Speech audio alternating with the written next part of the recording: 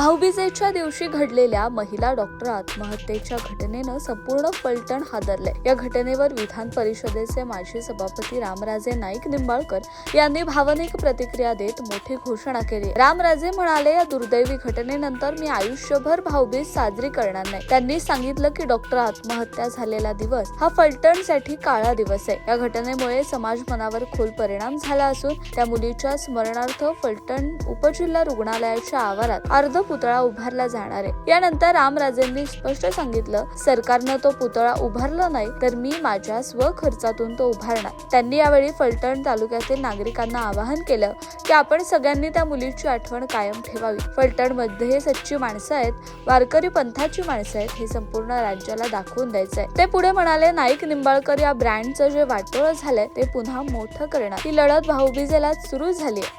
या वक्तव्यामुळे राजकीय आणि सामाजिक वर्तुळात मोठी चर्चा सुरू झाली आहे। फलटण मधील महिला डॉक्टरच्या आत्महत्येनं निर्माण झालेलं दुःख आणि त्यावर रामराजेंची भावनिक प्रतिक्रिया ही सध्या चर्चेचा विषय ठरते। मात्र रामराजेंच्या या निर्णयाबद्दल तुम्हाला काय वाटतं आम्हाला कमेंट बॉक्समध्ये नक्की सांगा आणि पाहत रहा सिविक मिरर।